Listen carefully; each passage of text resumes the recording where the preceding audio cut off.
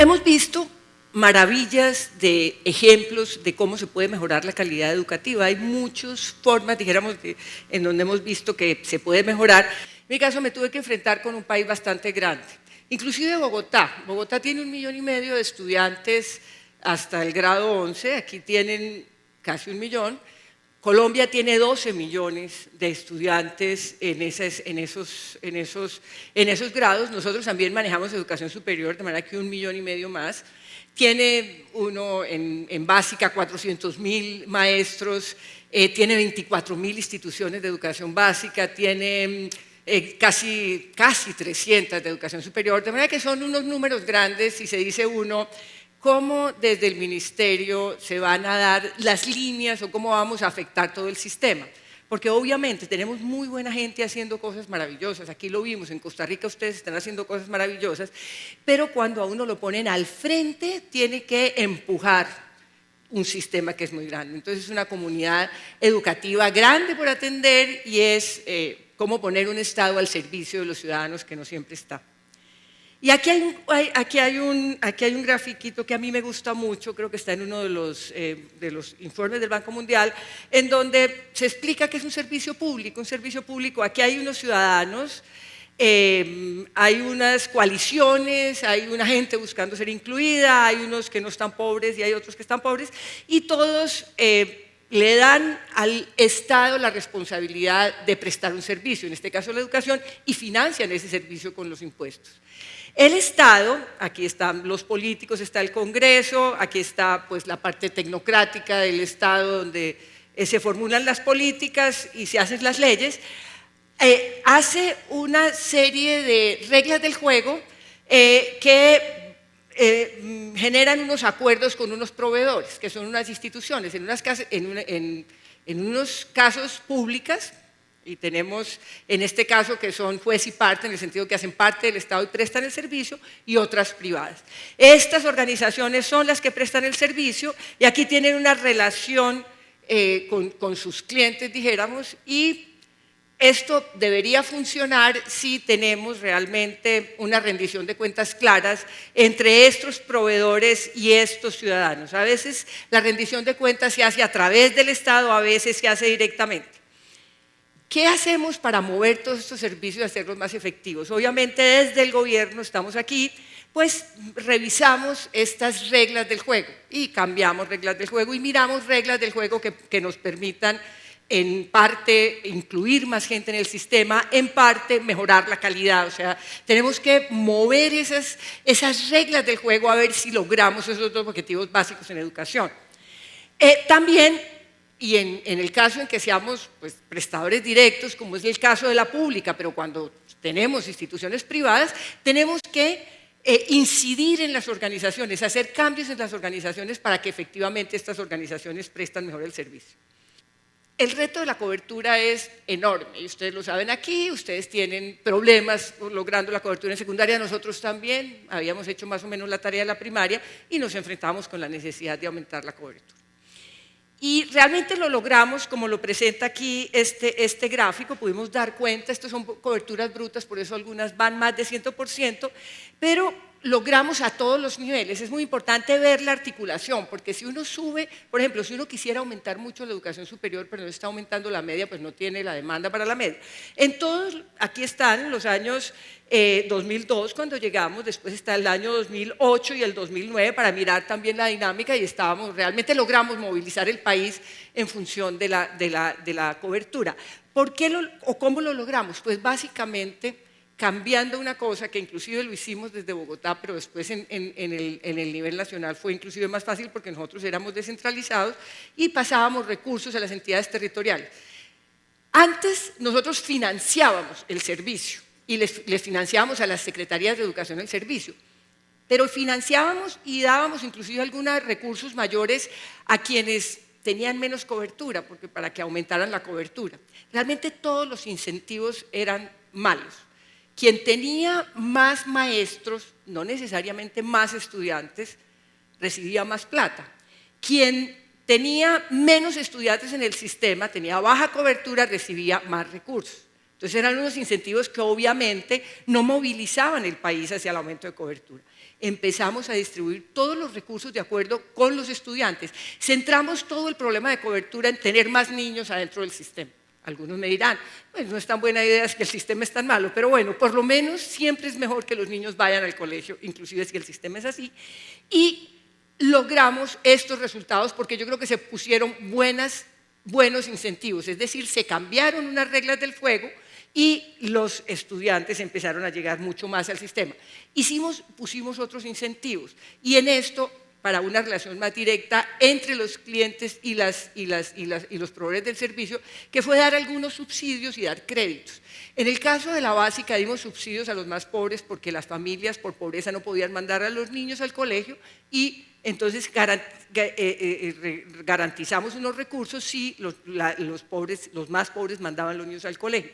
Y por otro lado, en la educación superior dimos subsidios y crédito, obviamente subsidios a los más pobres, créditos en general. Y así logramos, dijéramos, lo que hoy podemos mostrar como aumentos de cobertura importantes. Pero aquí entonces, ¿cómo manejamos lo de la calidad? Yo creo que hay bastantes consensos. Esta reunión me reafirma a mí en los consensos sobre qué es calidad educativa, sobre para dónde vamos con la educación. Pero aquí también hicimos prácticamente lo mismo. ¿Qué fue lo que hicimos? Nos centramos en qué era lo que era calidad educativa, qué era lo que aprenden los niños. Y lo que aprenden y que sepan hacer cosas con lo que aprenden. Y definimos unas competencias básicas que en general son unas competencias que, como lo decía el anterior conferencista, pues están definidas para todo el mundo, están claras en las evaluaciones internacionales, que son unas competencias, la competencia comunicativa, el desarrollo del pensamiento abstracto, el desarrollo del pensamiento científico, y frente a eso nos pusimos relativamente de acuerdo. Este trabajo lo hicimos con las facultades de educación.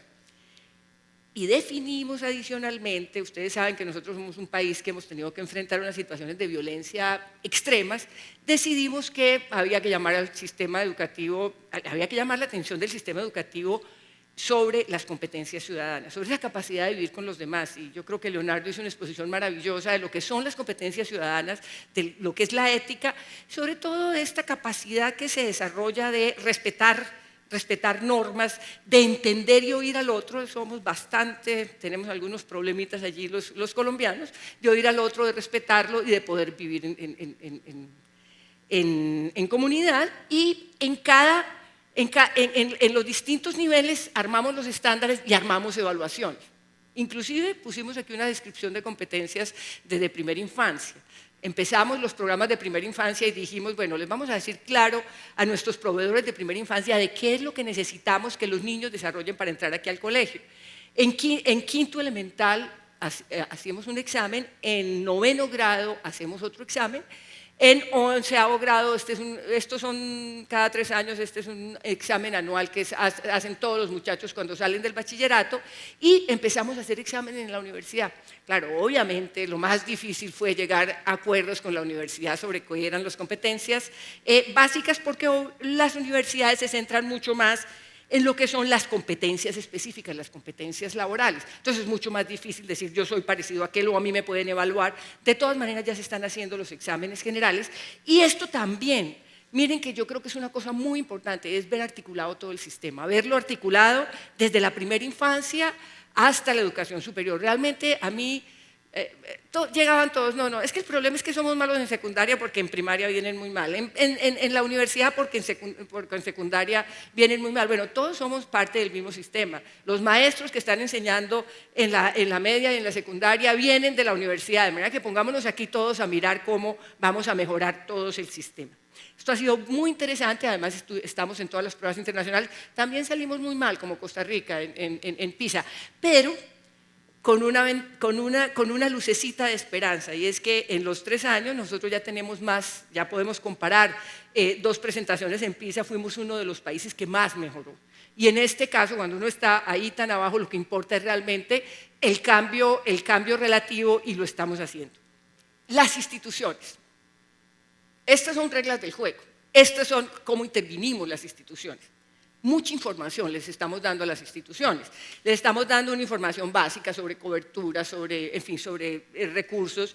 Les estamos dando la información de los exámenes. En el caso de la educación superior, les estamos dando una información muy importante sobre cómo se están vinculando sus muchachos cuando salen de la universidad, cómo se vinculan al mercado laboral. Y, por otro lado, las instituciones de la básica deben hacer planes de mejoramiento. Ellos tienen toda esta información, inclusive trabajamos, por ejemplo, mucho la deserción. Ellos están haciendo planes de mejoramiento para enfrentar esto. Yo creo que hay que dar libertad en las instituciones. Nosotros queremos que los maestros sean creativos, pero muchas veces les llevamos muy empaquetados los programas. Yo creo que les tenemos que preguntar más qué es lo que ustedes piensan que se tiene que hacer y ellos hacen estos planes de mejoramiento. En el caso de la educación superior tenemos todos los procesos de acreditación y Fomento, pues muchos de los programas que pues, los acompañamos, las nuevas tecnologías están siendo muy importantes y tenemos proyectos de nuevas tecnologías. En fin, fomentos a programas técnicos y tecnológicos cuando así lo determine el mercado laboral. Y la modernización del sector. Yo cuando llegué, realmente a mí me daba un poco de pena que el sector educativo, en donde estamos educando a la gente, inclusive estamos educando a la gente para que sea una buena administradora, para que fuéramos tan desadministrados. Realmente los ministerios de educación estaban, ya creo que esta década ha sido interesante para los ministerios de educación, pero no éramos capaces ni de contar los maestros, o sea, había que hacer censo de maestros en Colombia para saber cuántos maestros públicos había porque no había sistemas de información. Y realmente empezamos a manejar unos sistemas de información que yo no diría que todavía están muy bien, pero entonces al nivel de la institución, al nivel de la Secretaría de Educación, al nivel del ministerio y pues realmente una red nacional de información para que todos pudiéramos compartir y tener esa información. Y esa información es clave para cualquier intento de modernización. Y finalmente la participación. Yo creo que la participación es una herramienta fuertísima para realmente escalar cambios educativos. Esto todo es conversado, tenemos una gente muy capacitada, tenemos una gente con mucha capacidad de discusión y yo creo que hay que abrir espacios de discusión, de debate y de negociación que han faltado mucho en América Latina. Pues en general nos habíamos acostumbrado a que realmente en los periódicos siempre salía la pelea del ministro con los sindicatos y esto es mejor dicho, de México a Argentina, esa era la noticia de educación. Están peleando otra vez el ministerio y los sindicatos. Yo creo que hay que abrir muchos espacios y hay muchos actores nuevos, hoy lo hemos visto, o sea, hay muchos actores nuevos en educación a los que hay que proporcionarles, dijéramos, esos espacios donde se manifiesten. Nosotros hicimos un plan decenal de educación participativo por ley, lo tenemos establecido.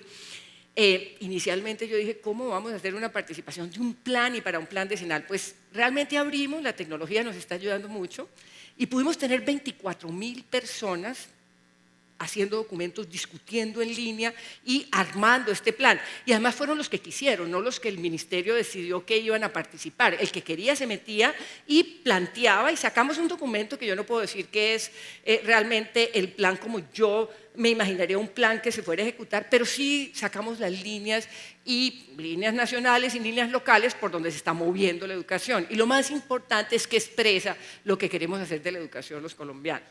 Tenemos el portal es maravilloso, tiene 1 millón de visitas mensuales en esta época, yo creo que ya debe tener muchas más, no actualicé el dato. Hacemos foros virtuales, hemos hecho congresos completamente virtual con 35 foros especializados, ya deben tener más, pero esto es de cuando yo salí hace casi 2 años, y con mucha gente inscrita también discutiendo en estos foros. Las tecnologías nos ayudan mucho a abrir los espacios de participación. Bueno, muchos otros, hay esta otra, con muchos otros, además había obviamente canales formales y realmente yo me mantenía permanentemente discutiendo con los... No es que llegáramos totalmente, si ustedes van a ver, seguimos en la discusión muy dura con el sindicato, seguimos en discusiones muy duras con mucha gente, pero la verdad es que el sector en general es un sector muy deliberante que participa mucho y que yo creo que está haciendo los cambios. De hecho, lo vemos en los indicadores y en las informaciones globales que tenemos. Pues eso era básicamente, esas 5 estrategias yo creo que han sido muy buenas y que yo creo que han servido para movilizar el sector educativo colombiano. No es que hayamos dado, en educación todo es larguísimo y debemos esperar, pero estos cambios que fueron institucionales están garantizando que en el largo plazo se sigan dando todos estos procesos. La participación ya no se la dejan quitar, la información está allí, pues se pueden ir un poquito para atrás los sistemas de información, pero de todas maneras la gente está usando la información, está usando los exámenes. Entonces yo creo que estos son cosas de largo plazo que llegaron a Colombia para quedarse. Y bueno, estoy muy contenta de estar aquí porque yo creo que esta magnífica reunión que ustedes están teniendo precisamente está logrando eso para Costa Rica, que es que se van poniendo, nos vamos logrando unos consensos para que saquemos adelante los sectores educativos de los países. Muchas gracias.